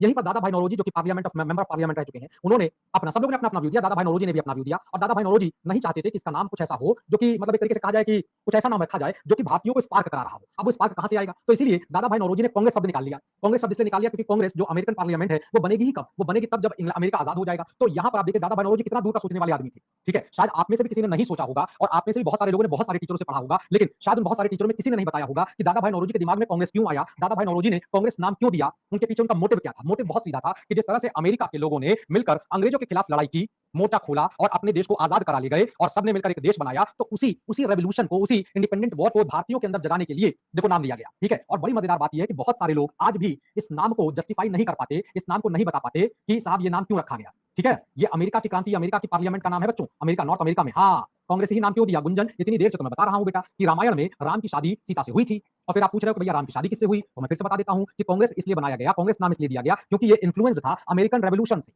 अब समझ में आ गया बेटा, तो बताओ भाई, आगे बता दो तो आगे बढ़े, नहीं तो आप लोग फिर इसी तरह का सवाल बार बार पूछते रहोगे जबकि मैं पूरी दास्तान बता चुका हूं। गुंजन तुम बताओ भाई, तुम्हारा कमेंट अच्छा चलो। तो इन्फ्लुएंस बेटा अमेरिकी रेवोल्यूशन से, अमेरिकी क्रांति से, इसलिए इस बात को स्वीकार कर लिया गया, सबने स्वीकार कर लिया। हाँ ठीक है, बहुत बढ़िया। वो एक बात अलग है कि आगे चलकर इसके कई सारे मतलब नहीं, मतलब समझ में आएगा बहुत कुछ, वो बहुत कुछ बाद में समझ में आएगा। और बहुत सारे आजादी के बाद भी आज तक बहुत सारे लोग नहीं समझ पाए इस बात को, और आप लोगों ने बहुत सारे टीचर से पढ़ा भी होगा, उन्होंने भी इस बात को नहीं बताया होगा। ये मैं आपको गारंटी लिखित बात लिखित दे रहा हूं, लिखित तौर पर आपको बता रहा हूं कांग्रेस नाम क्यों आया। ये आपको बहुत सारे टीचरों से आपने पढ़ा होगा, किसी ने नहीं बताया होगा। ठीक है, किसी ने नहीं बताया होगा, ये बिल्कुल लिखित तौर पर मैं गारंटी दे रहा हूं। ठीक, चलो भाई, कांग्रेस बन गई और कांग्रेस का ठीक। अब बेटा जो कांग्रेस का नाम क्यों आया, किस लिए, तुम दोबारा से क्लास देख लेना, रिपीट देख लेना, वहां पे पता चल जाएगा, मैं 2 बार बता चुका हूं। ठीक है, चलो भाई, अब हम लोग वापस आ जाते हैं और कांग्रेस की स्थापना के बारे में सबसे पहली बार जो जमाने का एक न्यूज़पेपर था जिसका नाम था द हिंदू, उसमें इसका बताया गया, उसमें बताया गया कि कांग्रेस बन गई है। अब कांग्रेस बन गई तो कांग्रेस के लिए भाई देखो, कांग्रेस का मतलब क्या है, कांग्रेस का मतलब है कॉन्फ्रेंस। हाँ, कांग्रेस का मतलब है इकट्ठा हो जाना, कांग्रेस का मतलब हो जाता है संगठन। अब समस्या ये कि कांग्रेस बन गया तो कॉन्फ्रेंस भी तो होना चाहिए, कांग्रेस बन गया तो कॉन्फ्रेंस भी होना चाहिए, यानी मीटिंग भी होनी चाहिए। तो तय किया गया कि हर साल 26 दिसंबर से लेकर 31 दिसंबर के बीच में, यानी इस एक हफ्ते में, हाँ, ठीक है, चलो अब पता चल गया ना, इसी एक हफ्ते के बीच में हम लोग जो है मीटिंग करेंगे, अलग-अलग इलाकों में जाएँगे। और देखो खास बात देखिएगा, कांग्रेस का सेशन अलग-अलग जगहों पर घूम-घूम के हो रहा है। हाँ, कांग्रेस का ये सेशन घूम-घूम कर अलग-अलग जगहों पर हो रहा है। एक जगह पर नहीं कि चलो भैया कलकत्ता में ही कर लो, बंबई में ही कर लो या मद्रास में कर लो। एक जगह पे नहीं, ये घूम-घूम कर रहे हैं क्योंकि घूमने से 2 बातें होने वाली हैं। पहली बात, एक तो हम लोगों के पास जाएँगे, हम लोगों के पास जाएँगे तो अलग-अलग लोगों के पास जाएँगे। पंजाब में गए तो पंजाब के लोगों को कलेक्ट किया जाएगा। यहीं पर दूसरा मतलब समझिए, पंजाब जाएँगे तो मैसेज क्या देंगे? पंजाब जाएँगे तो मैसेज ये होगा कि पंजाब के लोग जो पंजाबी बोलते हैं, तुम भी इंडियन ही हो, तुम भी भारतीय ही हो, ठीक है? कि तुम पग बांधते हो, ठीक है? कि तुम पंजाबी बोलते हो। यही लोग जब मद्रास में जाकर तमिल एरिया में पहुंचेंगे तो वहां पर भी कहेंगे कि आप ठीक है, आप इस बात को बोलते हो तमिल भाषा में, अपनी बात को कहते हो इल्लय और ऐसे शब्दों का प्रयोग करते हो, एन्नाराइडू वगैरह बोलते हो, लेकिन वो तो इंडियन ही। इसी तरह से जब आप बंगाल में जाते हो और वहां पर जाकर कहते हो जल खाबो, जल खाबो, है ना? तो भैया बाकी जगहों पर तो जल पीबो होता है, बंगाल में खाबो होता है, तो वहां पर भी मैसेज ये कि खाबो बोलो चाहे पीबो बोलो, है ना? जल बोलो चाहे जौल बोलो, है वही पानी जो कि मैं पी लेता हूं, मुझे प्यास लग गई थोड़ा। तो लोगों को कलेक्ट करना, लोगों के अंदर एक इंडियन, तुम भारतीय हो, एक देश का कॉन्सेप्ट है। आपको ध्यान होगा मैंने इससे पहले भी आपको बताया था कि 1880 के बाद का जो दौर होगा, हाँ 1880 के बाद का जो दौर होगा, वो दौर आपका भारत के अंदर नेशनलिज्म को डेवलप करने का काम करेगा। ठीक है, वो नेशनलिज्म को डेवलप करने का काम करेगा और यहीं से ये आगे बढ़ता जाएगा और 1905 तक देखिएगा ये इतना तेज रूप लेने वाला है क्योंकि बंगाल का विभाजन हो जाएगा। तब तक लोगों को समझ में आएगा बंगाल का नहीं, ये विभाजन मेरे देश का है, बंगालियों का नहीं, ये विभाजन मेरे भारत का है। ठीक है, तो इस बात को समझा जाएगा। तो इसलिए 26 से 31 दिसंबर देश के अलग-अलग जगहों पर हम मीटिंग करेंगे। सबसे पहला जो जगह चुना गया मीटिंग का, जहां पर कांग्रेस का पहला कॉन्फ्रेंस किया जाना है, वो जगह है पूना। पूना में सबसे पहली कॉन्फ्रेंस पूना में हुई। वो अलग बात है कि हम लोग पढ़ रहे हैं कांग्रेस का जो पहला अधिवेशन हुआ, वो अधिवेशन हुआ कहां पर? वो अधिवेशन हुआ आपका कहां पर? बंबई में, लेकिन ये प्रोजेक्टेड था पूना में। अब पूना से क्यों हटा दिया गया ये भी बताना जरूरी है, ये भी जानना जरूरी है कि पूना से क्यों हटाया गया। देखो हुआ क्या, जब ये मीटिंग पूना में होने वाली थी तो पूना में कोई महामारी फैल गई। मे बी हाँ, प्लेग, कुछ लोग कहते हैं प्लेग फैल गया, कुछ लोग कहते हैं हैजा फैल गया, तो अलग अलग हम लोग मानकर चलते हैं कोई महामारी फैल गई, कोई बहुत बड़ा प्रॉब्लम आ गया, डिजीज आ गया जो फैल गया। उस जमाने में आप चाहे प्लेग ले लो चाहे हैजा ले लो, दोनों का ही इलाज नहीं था। ठीक है, तो कोई महामारी फैल गई जिसकी वजह से पूना का जो लोकल गवर्नमेंट था उसने इन सभी लोगों को पूना में आने से मना कर दिया कि नहीं, हम आपको परमिशन नहीं दे सकते क्योंकि यहाँ पर ऐसी प्रॉब्लम है। अब पूना से 200 किलोमीटर की दूरी पर, देखो भाई अब 200 किलोमीटर अगर मैं बोल रहा हूं तो ये मत सोचना कि हमने इंची टेप लेकर नापा है। ठीक है, हाँ हमने मीटर लेकर नापा, ऐसा नहीं है, एक आध किलोमीटर आगे पीछे हो सकता है। ठीक है, तो लगभग लगभग 200 किलोमीटर। वैसे जब मैं पूना से बॉम्बे आ रहा था तो जो किनारे पर नहीं होता जो पत्थर जिस पर लिखा रहता है इतनी डिस्टेंस, तो पूना में मैंने पढ़ा था वहां से मुंबई का डिस्टेंस 200 किलोमीटर लिखा हुआ था। ठीक, तो लगभग लगभग 200 किलोमीटर, थोड़ा आगे पीछे कर लेते हैं, एक आध किलोमीटर कम या एक आध किलोमीटर ज्यादा। तो कुल मिलाकर 200 किलोमीटर के, हाँ 200 किलोमीटर की दूरी पर बंबई है। और बंबई एक लहजे से देखा जाए तो अच्छा भी है क्योंकि वहां पर पहुंचने की फैसिलिटी बाकी जगहों से ज्यादा अच्छी है, तो बॉम्बे में चुन लिया गया। और 28 दिसंबर 1800 28 दिसंबर 1885 को ये कॉन्फ्रेंस ऑर्गेनाइज किया गया बॉम्बे के एक कॉलेज में जिसका नाम गोकुल दास तेजपाल संस्कृत महाविद्यालय है। इस नाम को याद रखिएगा क्योंकि जब हम लोग 1942 क्विट इंडिया मूवमेंट पढ़ेंगे तो मैं इस नाम को आप लोगों से पूछूंगा। ठीक है, याद रखिएगा 1942 क्विट इंडिया मूवमेंट का जब शुरू करेंगे तो मैं इसके बारे में आपसे फिर पूछूंगा, अभी याद रखिएगा। तो गोकुल दास तेजपाल संस्कृत महाविद्यालय, यहाँ पर ये कॉन्फ्रेंस ऑर्गेनाइज किया गया। इसमें कुल मिलाकर अगर मैं बात करूं तो 72 लोग 72 लोगों ने पार्टिसिपेट किया है। ये एक अलग विषय है कि 72 लोगों ने नहीं, इसमें जो पार्टिसिपेशन है वो 100 लोगों का था। ये तो 72 नहीं 78 लोग नहीं, 78 बेटा दांडी यात्रा, 78 जो आपने मनीषा बताया वो दांडी मार्च का फिगर है, ये 72 है, थोड़ा-सा मतलब 8 और 2 का डिफरेंस है, याद रखना बेटा। ठीक है, चलो। तो अब कुल मिलाकर इस जगह पर कॉन्फ्रेंस किया गया, 100 लोग शामिल थे, उन 100 लोगों में से 72 लोगों ने कांग्रेस का पार्टिसिपेशन यानी मेंबरशिप को एक्सेप्ट कर लिया है। और जिनको अगर आपको याद नहीं करना मैं ऐसे ही बता दूं, 39 लॉयर्स थे यानी कि वकील साहब लोग थे, 14 पत्रकार थे, 1 डॉक्टर और 1 टीचर। ये जमात और बाकी कुछ और लोग। तो ये जमात की ये पूरा टीम था जो मिलकर इस पॉलिटिकल पार्टी को बनाएंगे। इसके जो चेयरमैन बनेंगे, जो प्रेसिडेंट बनेंगे, उनका नाम है बच्चों डब्ल्यूसी बनर्जी, जिन्हें व्योमेश चंद्र बनर्जी के तौर पर जाना जाता है। ठीक, याद रखिएगा इस नाम को। और जो प्रेसिडेंट बनेंगे जमात और बाकी कुछ और लोग। तो ये 39 लॉयर्स थे यानी कि वकील साहब लोग थे, 14 पत्रकार थे, 1 डॉक्टर और 1 टीचर। ये जमात और बाकी कुछ और लोग। तो ये जमात की ये पूरा टीम था जो मिलकर इस पॉलिटिकल पार्टी को बनाएंगे। इसके जो चेयरमैन बनेंगे, जो प्रेसिडेंट आपको याद नहीं करना मैं ऐसे ही बता दूं, 39 लॉयर्स थे यानी कि वकील साहब लोग थे, 14 पत्रकार थे, 1 डॉक्टर और 1 टीचर। ये जमात और बाकी कुछ और लोग। तो ये जमात की ये पूरा टीम था जो मिलकर इस पॉलिटिकल पार्टी को बनाएंगे। इसके जो चेयरमैन बनेंगे, जो प्रेसिडेंट बनेंगे, उनका नाम है बच्चों डब्ल्यूसी बनर्जी, जिन्हें व्योमेश चंद्र बनर्जी के तौर पर जाना जाता है। ठीक, याद रखिएगा इस नाम को। और एक बात आपको और बता दें, याद रखिएगा, दादा भाई नौरोजी पहले भारतीय थे जो कि इंग्लिश पार्लियामेंट के लिए चुने गए थे, लेकिन इंग्लिश पार्लियामेंट का चुनाव लड़ने वाले पहले आदमी डब्ल्यूसी बनर्जी थे। हार गए थे, बात दूसरी है। हाँ, हार गए थे, बात दूसरी है, लेकिन पहला चुनाव लड़ने वाले जो आदमी थे वो यही थे। चुनाव लड़े, हार गए, नहीं पहुंच पाए, ये दूसरा विषय है। अब यहां से हम लोग कांग्रेस के कुछ स्पेशल, कांग्रेस के कुछ जो इंपॉर्टेंट सेशन है उनको बारी बारी से देख लेते हैं, जल्दी जल्दी से देख लेते हैं। जैसे सेकंड कॉन्फ्रेंस जो होगा बच्चे, ये आपका 1886 में होगा, कलकत्ता में होगा, और इसका चेयरमैन, इसका प्रेसिडेंट चुने जाएंगे दादा भाई नौरोजी। दादा भाई नौरोजी कांग्रेस को 3 बार, मतलब पता नहीं कांग्रेस को वो 3 बार लीड करेंगे, 3 बार। आगे चलकर जवाहरलाल नेहरू वो भी 3 बार लीड करेंगे, और डॉक्टर अब्दुल कलाम आजाद वो तो 6 साल लगातार चेयरमैन के तौर पर रहेंगे। तीसरा अधिवेशन जो होगा बच्चों वो होगा 1887 मद्रास में होगा, और इसके अध्यक्ष होंगे बदरुद्दीन तैयब जी। अभी कुछ देर पहले ब्रिटिश इंडियन एसोसिएशन नाम का एक पॉलिटिकल पार्टी का बात किया था हम लोगों ने, याद आया? उसमें मैंने आपसे बताया था बदरुद्दीन तैयब जी का, और उसी समय मैंने आपको बताया था ये कांग्रेस के पहले मुस्लिम अध्यक्ष के तौर पर चुने जाएंगे। ठीक है, याद रखिएगा, कांग्रेस का पहला मुस्लिम चेयरमैन जो था, बॉम्बे था सर, ब्रिटिश नहीं था। क्या बेटा मैं नहीं समझ पाया, बॉम्बे था ब्रिटिश नहीं मतलब कुछ गलत बोल दिया क्या मैंने?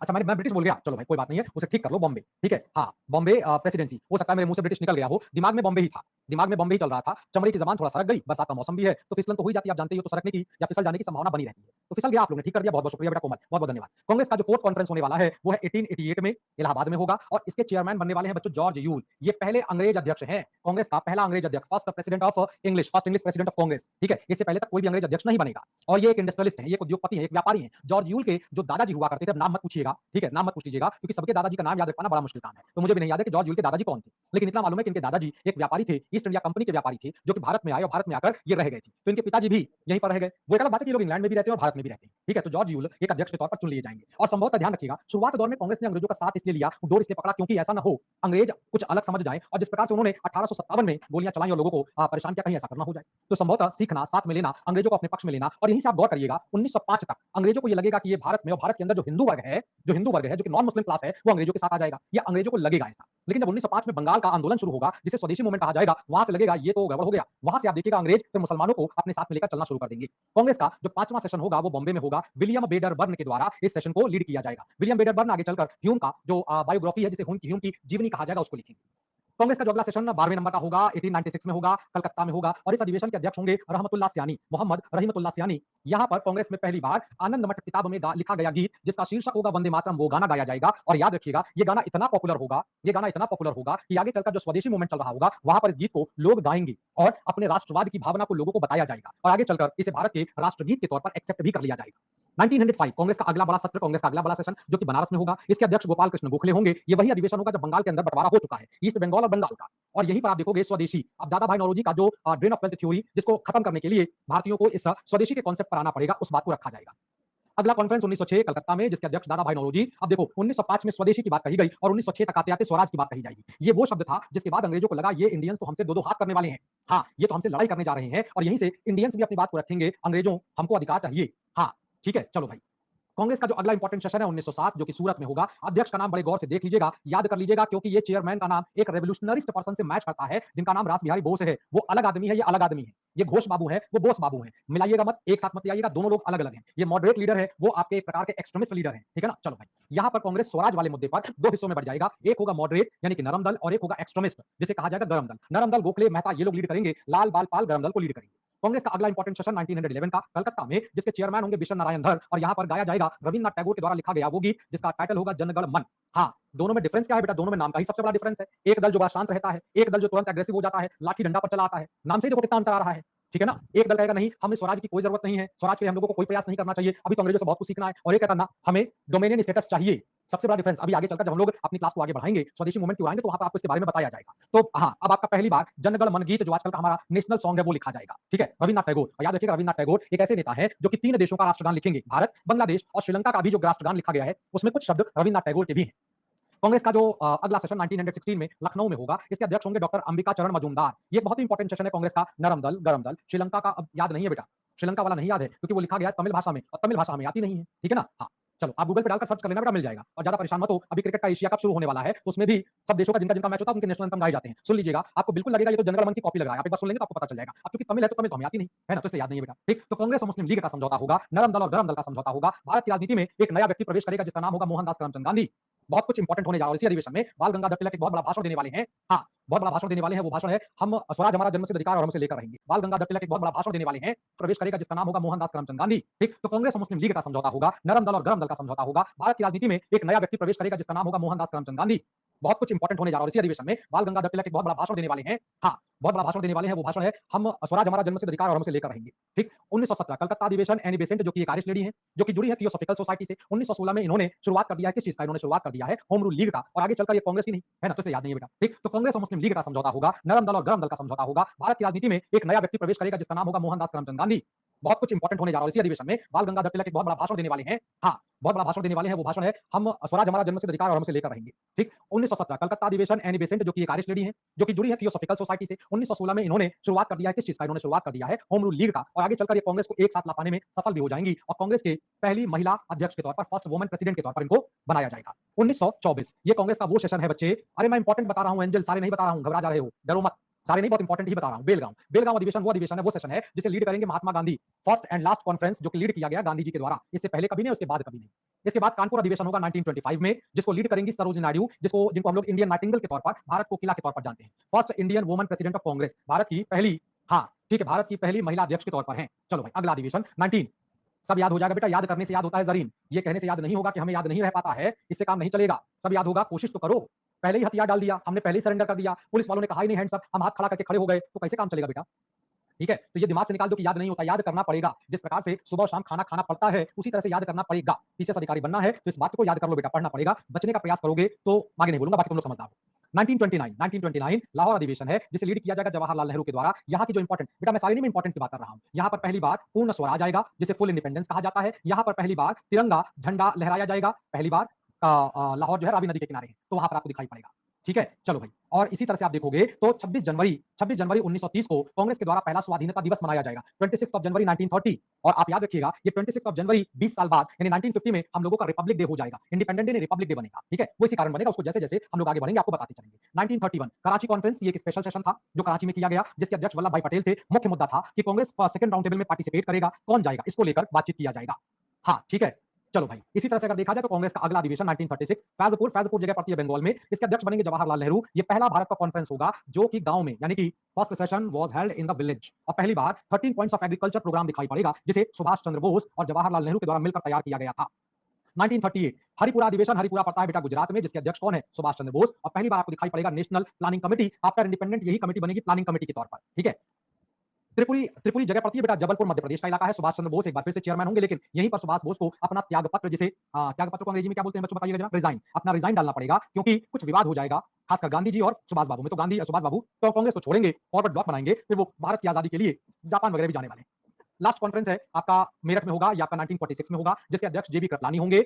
और ये वो इंडिपेंडेंस, मतलब जब भारत आजाद होगा ना, एक सवाल पूछा जाता है कि जब देश आजाद हुआ तो कांग्रेस के अध्यक्ष कौन थे, तो याद रखिएगा 15 अगस्त 1947 के दिन जो कांग्रेस के चेयरमैन थे उनका नाम था जेबी कृपलानी। ठीक, ये आपका क्लास हो गया खत्म। ठीक है, ये इंपॉर्टेंट सेशन है, याद कर लेंगे, याद तो हो जाएगा, 2-3 बार में याद हो जाएगा। अब आप लोग अपने अपने सवाल पूछ लो जो पूछना है।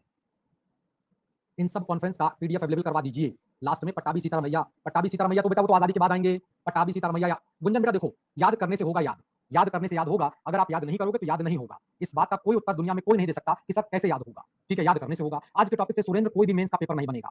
ठीक है, आज के टॉपिक से कोई भी मेंस का क्वेश्चन नहीं बनेगा। ठीक है, हाँ, किसी तरह का कोई भी लॉन्ग क्वेश्चन नहीं, ये पूरी तरह से बेस्ड ऑन प्री टॉपिक है। ठीक है, तो बस यहीं तक रखिएगा। ठीक है, मुझे एग्जाम पेपर के बारे में कुछ, हाँ बेटा सपना तुम अपना सवाल पूछो। सपना बेटा अपना सवाल पूछो। पट्टाभी सीतारमैया अगेंस्ट, हाँ बिल्कुल, सुभाष चंद्र बोस के खिलाफ पट्टाभी सीतारमैया ही खड़े हुए थे, हार जाएंगे। हाँ बिल्कुल, दक्षिण आंदोलन धार्मिक आंदोलन का स्वरूप कैसे लिखें? धार्मिक आंदोलन का स्वरूप बेटा वो जो स्वरूप था वो था आडंबर यानी कि सुपरस्टिशंस को वो था जो कई सारे हाँ, जो कई सारे आपके जो प्रॉब्लम थी ना, जो हम लोगों के समाज में थी, उनको लेकर वही स्वरूप है। विशेष सत्र का मतलब होता है बेटा ईयरली कॉन्फ्रेंस तो दिसंबर के महीने में होता है। उस 2 ईयरली कॉन्फ्रेंस के बीच में जब कोई भी हाँ, जब कोई भी आपका वो होगा सेशन उसे स्पेशल सेशन बोला जाता है। टोटल पेपर कितने होंगे बेटा टोटल पेपर होगा, ये वैरी करेगा। उत्तर प्रदेश, बिहार, मध्य प्रदेश में वैरी कर जाता है थोड़ा-थोड़ा। वैसे एक आपका एस्से का पेपर होगा, निबंध वाला पेपर होगा, फिर आपका GS 1, GS 2, GS 3, GS 4, GS 5, GS 6 यानी कुल मिलाकर और एक हिंदी का पेपर। तो कुल मिलाकर हिंदी का पेपर जो होता है, वो पेपर आपका सिर्फ पासिंग मार्क्स होता है। उसके नंबर मेरिट में काउंट नहीं किए जाते हैं। ठीक है? तो जीएस के 6 पेपर और एक आपका निबंध का पेपर, यानी कुल मिलाकर 7 पेपर होते हैं सपना। ठीक है?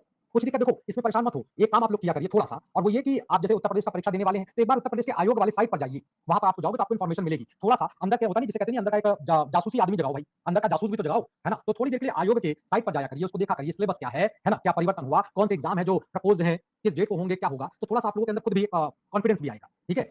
हाँ, चलिए अब इसके अलावा भी बच्चों कोई सवाल है? अगर नहीं तो फिर नमस्ते किया जाए। आप लोग अपनी दूसरी क्लास की ओर मूव कर जाइए, क्योंकि आप लोग की दूसरी क्लास भी है ना? ठीक? तो नमस्ते किया जाए। अरे हाँ ना, कुछ तो बोलो बच्चों।